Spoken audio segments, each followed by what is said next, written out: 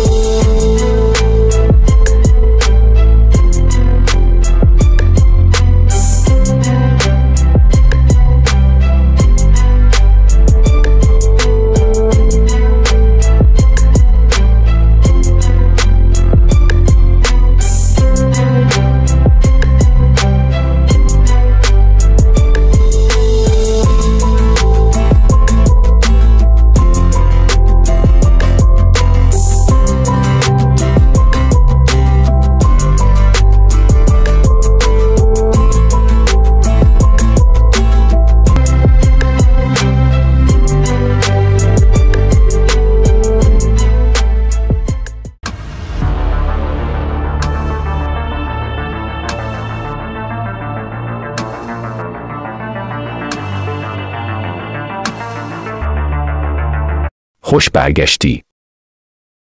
من می‌خواهم از همه مردم شگفت انگیز ایران و همه کسانی که از سراسر جهان به زبان فارسی صحبت می‌کنند تشکر کنم. از تماشای ویدیوهای این کانال بسیار سپاسگزارم. از اونجا که ما مطالعاتی را به چندین زبان آماده می‌کنیم، ممکن است از ترجمه کتاب مقدس به زبان اون کشور استفاده کنیم. اگر می‌خواهید از ترجمه دلخواه خود به زبان خودتون برای مقایسه متون مقدس در این مطالعات استفاده کنید. اگر به یشوای مسیح اعتقاد دارید، از شما می‌خوام که کارهای زیر را انجام دهید. لطفاً چند ثانیه از وقت خود را صرف اشتراک کنید و ویدیوها را لایک کنید تا از این کانال حمایت کنید. لطفاً به من کمک کنید تا در اسرع وقت به هدف 1000 مشترک برسم. همچنین از این کانال برای ارسال یک شهادت کوتاه در مورد اینکه چگونه یشوای مسیح شما را نجات داده و زندگی شما را تغییر داده است، در نظرات ارسال کنید. شهادت شما به شخص دیگری که آن را می‌خواند برکت می‌دهد، آن را باور کنید. ما کلام خدا را با شما در میان می‌گذاریم تا در کلام خدا رشد کنید. در عین حال من به شما در مورد آموزه‌هایی که مخالف کلام خدا هستند هشدار می‌دهم. ما به شما در مورد افراد، گروه‌ها یا عقایدی که معتقدین با کلام خدا مغایرت دارند، آموزش خواهیم داد. ما در زمان فریبکاری بزرگ زندگی می‌کنیم، بنابراین مهم است که اساس ما کلام خدا باشه و ما توسط روح القدس هدایت شیم تا شاگردانی شیم که یشوع مسیح از ما می‌خواهد. یشوع مسیح همانطور که نوشته شده است گفت. متی 28 آیات 19 تا 20. کتاب مقدس استاندارد فارسی 1895. 19 پس رفته همه امتها را شاگرد سازید و ایشان را به اسم آب و ابن و روح القدس تعمید دهید. 20 ایشان را تعلیم دهید که همه اموری را که به شما حکم کردم حفظ کنند. و این که من هر روز تا انقضای عالم همراه شما می باشم. آمین. برای کسانی که توسط روح خدا هدایت می شوند تا درباره یشوع مسیح بیشتر بدونند، اجازه دهید به شما بگم که یکی از مهمترین چیزهایی که باید بدونید این است که یشوع مسیح در مورد خدا بودن گفت. بله، او گفت. بیایید بشنویم که یشوع مسیح با کلمات خود در مورد خود خدا بودن چه می گوید. این به وضوح در کلام خدا نوشته شده است. اما مردم فکر می‌کنند که نظرات آنها مهمتر از کلمات مستقیما از یشوع مسیح است. بیایید به آنچه یشوع مسیح گفت بشنویم. مکاشفه 21 آیه 6 از کتاب مقدس آرامی به زبان انگلیسی ساده. و او به من گفت آنها تمام شدند. من آلپ هستم و من تاو هستم، منبع و تحقق. من از سرچشمه آب حیات به تشنه خواهم داد بدون هیچ هزینه‌ای. مکاشفه 21 آیات 7 تا 8. کتاب مقدس استاندارد فارسی 1895. 7 و هر که غالب آید وارث همه چیز خواهد شد و او را خدا خواهم بود و او مرا پسر خواهد بود. 8 لکن ترسندگان و بی ایمانان و خبیثان و قاتلان و زانیان و جادوگران و بت پرستان و جمیع دروغگویان نصیب ایشون در دریاچه افروخته شده به آتش و کبریت خواهد بود. این است موت ثانی. حالا دوباره بشنو، این همون چیزی است که یشوع مسیح گفت. من خدای او خواهم بود و او پسر من خواهد بود. جلال خدا. شهادت یشوع مسیح بیش از حد کافی است. هیچ چیز یا هیچ کس با شهادتی بالاتر از خود خدا، یعنی یشوع مسیح خلق نشده است. علاوه بر این، او بی نهایت خود را برای ما آشکار می کند که می گوید او منبع و تحقق است. یشوع مسیح منبع و تحقق بی نهایت است. در آینده نزدیک در اینجا مطالعه خواهیم کرد که چگونه یشوع مسیح خدای نامتناهی است. کافران به خدا ایمان ندارند، زیرا آنها واقعا معتقد نیستند که هیچ کاری برای خدا غیر ممکن نیست. خدا بیش از 2000 سال پیش در اینجا به شکل انسان بود.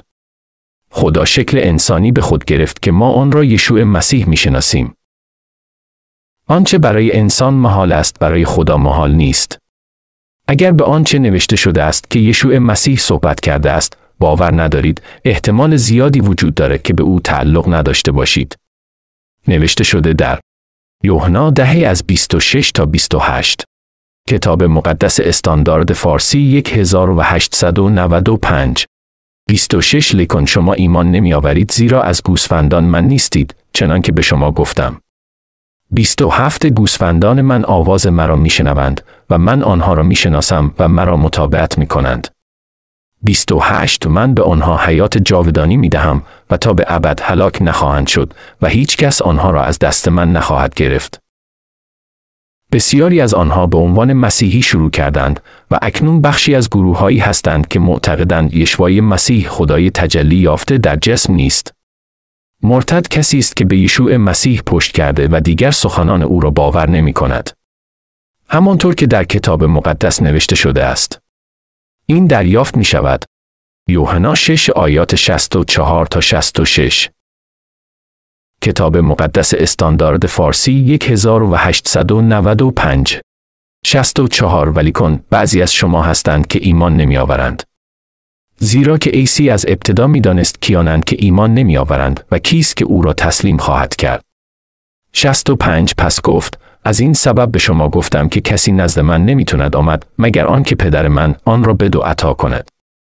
66 در همان وقت بسیاری از شاگردان او برگشته دیگر با او همراهی نکردند. جلال خدا. همونطور که می‌بینید کلمات یشوع مسیح میتونه به ما نشان دهد که واقعاً از او پیروی میکنه و به ما کسانی رو نشون میده که سخنان او را رد میکنند و دیگر با او همراه نمیشوند. با دیدن فصل 6 و آیه 66 به عدد 666 در آیه به صورت پیوسته توجه کنید. ببینید کتاب مقدس چه میگه که این افراد با یشوع مسیح راه میرفتند، اما چون به کلام او ایمان نداشتند، دیگر با او راه نمیرفتند. جالب است که ممکن است مرتد به نظام شیطان مرتبط باشد، زیرا در فصل 6 آیه 66 از مرتدها نام برده شده است. همچنین همه کسانی که به کلام یشوع مسیح ایمان ندارند، متوجه نیستند که در زمان داوری آنها این کلام یشوع مسیح است که آنها را قضاوت خواهد کرد. یشوع مسیح همانطور که نوشته شده است گفت. یوحنا 12 آیه 48. کتاب مقدس استاندارد فارسی 1895. 48 هر که مرا حقیر شمارد و کلام مرا قبول نکند، کسی هست که در حق او داوری کند. همون کلامی که گفتم در روز بازپسین بر او داوری خواهد کرد. اگر این آموزش باعث برکت شما شده است و این ویدیو را دوست دارید، لطفاً عضو شوید و ویدیوهای این کانال را لایک کنید. اگر روح القدس شما را هدایت کرده است که به یشوع مسیح ایمان بیاورید، پس زمان را تلف نکنید و یشوع مسیح را به عنوان خدا و نجات دهنده خود بپذیرید. هرچه بیشتر به کلام خدا گوش دهید، ایمان بیشتری به دست خواهید آورد. برای کسانی که از خدا نیستند، از کلام خدا روی گردانند. برای کسانی که از خدا هستند، به کلام خدا گوش می دهند. یشوع مسیح گفت. یوحنا 8 آیه 47. کتاب مقدس استاندارد فارسی 1895. 47 کسی که از خداست، کلام خدا را میشنود و از این سبب شما نمیشنوید که از خدا نیستید. در این زمانهای سخت، اجازه دهید یشوع مسیح به شما آرامش دهد، زیرا میداند که زندگی خود را در دستان او خواهید گذاشت و او به شما زندگی ابدی خواهد داد. اگر می‌خواهید یشوع مسیح را به عنوان خدا و نجات دهنده خود بپذیرید، به ما اطلاع دهید و ما با خوشحالی با شما برای نجات دعا خواهیم کرد. نجات ابدی شما مهم است. اگر آنچه را که امروز شنیدید باور دارید، پس خدا را به خاطر زندگی که به شما بخشیده است و خدا را به خاطر کلام گرانبهایش شکر کنید.